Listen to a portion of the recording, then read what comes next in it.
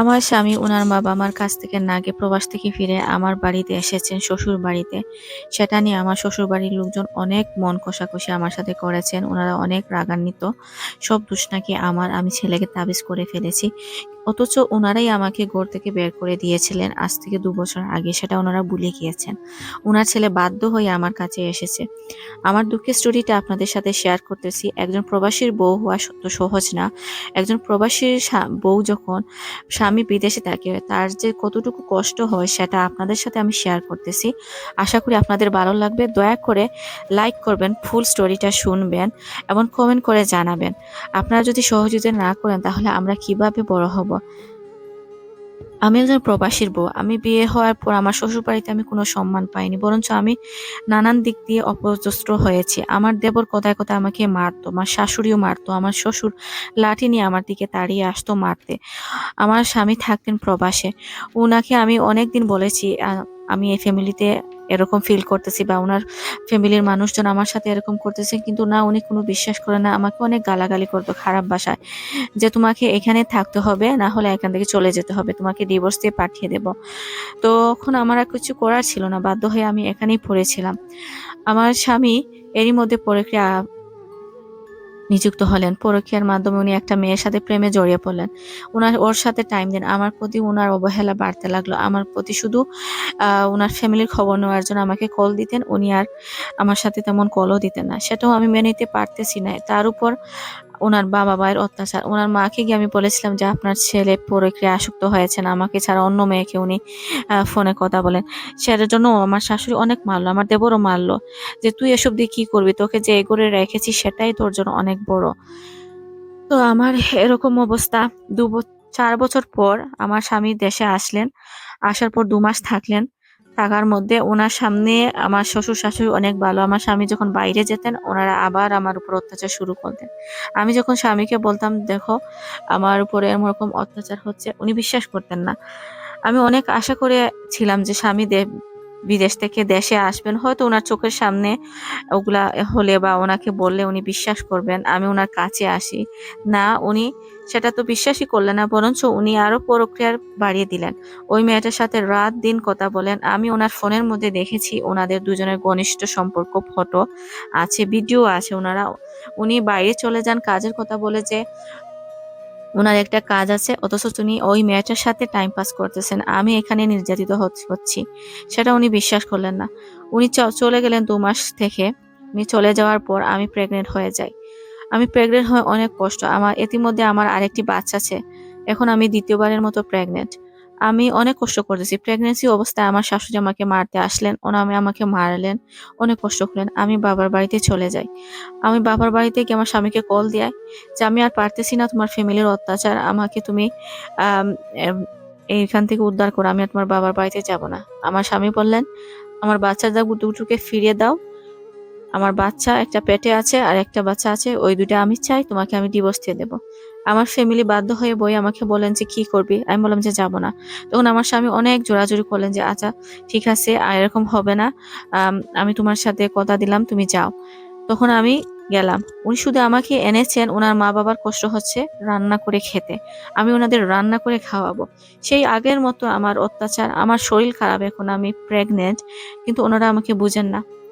আমার আগেরটা C section হয়েছে। আমি সি সেকশনের শরীর নিয়ে আমি অনেক ভারী জিনিস আমাকে রান্না করতে হয়। অনেক ভারী জিনিস আমাকে তুলতে হয়। কিন্তু উনারা কিছুই বুঝতেছেন না। আমার উপরে মানসিক অত্যাচার উনারা চালিয়ে যেতে লাগলেন। মানসিক এবং শারীরিক।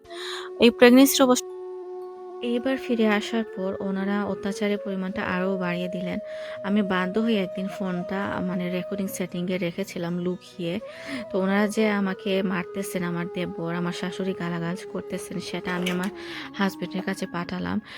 তারপর অনেক ফটোও দিলাম যে দেখেন আমার শরীরে কি পরিমাণ মানে দাগ আছে, যে অত্যাচারের চিহ্ন আছে। তখন উনি বিশ্বাস করতে লাগলেন আস্তে আস্তে।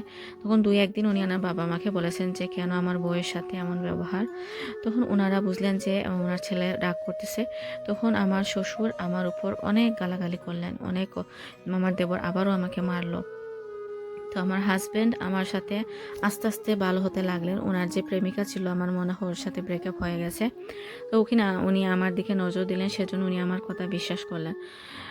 আমার শ্বশুর একদিন এমন মারলেন যে আমার ডেলিভারি 2 মাস বাকি, আমি হসপিটালে গেলাম।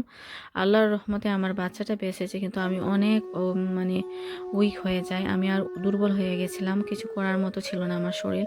তখন আমার হাজব্যান্ড আমাকে বলে যে তুমি তোমার বাপের বাড়ি চলে যাও, আমি ওইখানে তোমার সব টাকা পয়সা দিব, আমার বাচ্চাদের নিয়ে ওইখানে চলে যাও, তোমার এখানে আর আসতে হবে না।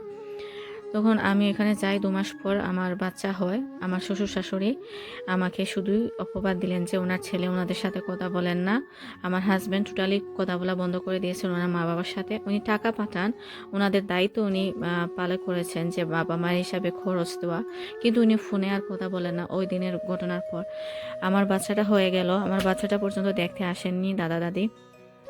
মানুষের কাছে সবার কাছে বলেন আমার কারণে নাকি ওনার ছেলে ওনাদের সাথে কথা বলে না, আমি নাকি কালো জাদু করেছি, সব দোষ আমার। কিন্তু অথচ ওনারাই আমাকে মেরে এই পরিস্থিতি করেছেন যে আমি বাধ্য হয়ে সেখানে আসতে হয়েছে। আমাকে ঘর থেকেও বের করে দিয়েছিলেন আগে, সেটা ওনারা ভুলে গিয়েছেন। আমি তো চাই আমার বাচ্চা দাদা দাদু আসুক, এসে দেখে যাক, কিন্তু ওনারা চান না। যাই হোক, আমার হাজব্যান্ড আমার মায়ের বাসার পাশেই আমাকে একটি জায়গা কিনে দিলেন। আমি ওইখানে ঘর বানালাম, বাচ্চাদের নিয়ে আমি ওইখানে থাকি। বাচ্চাদের স্কুলেও ভর্তি করালাম। আমার বাচ্চার জন্মে 2 বছর পর আমার স্বামী বিদেশ থেকে দেশে আসলেন। এসে উনি আমাদের বাড়িতে উঠলেন। সেটা নিয়ে ওনারা অনেক কথা বলেছেন যে কেন আমার স্বামী আমাদের বাসায় উঠলেন, আমার মা বাবা কালো জাদু করেছে। কিন্তু ওনার ছেলেও যেতে চাননি। আমি বলেছি আপনি চলে যান বাসায়, তারপর আসবেন বাবা মাকে দেখে। উনি বলেন যে না, ওনাদের আমার দেখতে ইচ্ছে হয় না। 1 সপ্তাহ পর উনি এসে বাবা মাকে কল দিয়ে বলেছেন যে উনি দেশে এসেছেন। তখন উনি 2 সপ্তাহ পরে উনি গেলেন, গিয়ে দেখে আসলেন বাবা মাকে। তখন বাবা মা ওনার ভুল বুঝতে পারছিলেন ওনাদের।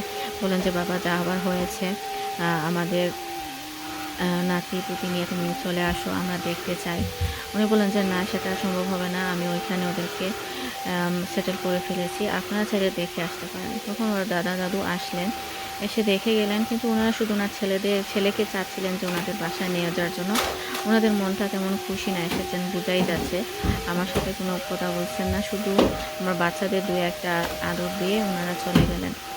এরপর আমার হাজব্যান্ড চলে গেলেন বিদেশে। আমি বাচ্চাদের নিয়ে আমার বাবার বাড়ির পাশেই আসলাম। কিন্তু আমার ওই দিনগুলার কষ্টের দিনগুলো আমি বুঝতে পারি না যে আমার উপর কত অত্যাচার। এরপর আমার শ্বশুর শাশুড়ি আর আসলেন না।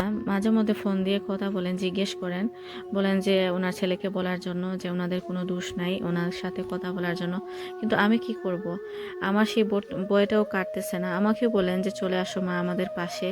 আমি বললাম যে আপনার ছেলে যদি চান তাহলে আসব।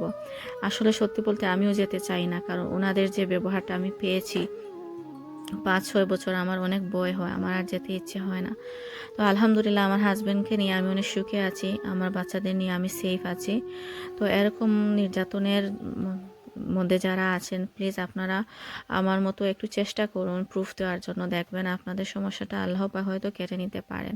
তো গল্পের স্টোরিটা এখানে শেষ করতেছি। আমার ঘরের কাজকর্ম করে করে আপনাদের সাথে একটি গল্প শেয়ার করলাম। প্লিজ আমার চ্যানেলটিকে সাবস্ক্রাইব করবেন, বেল বাটনটি অন করে রাখবেন। দেখা হবে পরবর্তী কোনো ব্লগ নিয়ে। তো তখন সবাই ভালো থাকবেন। আল্লাহ হাফিজ। আসসালামু আলাইকুম।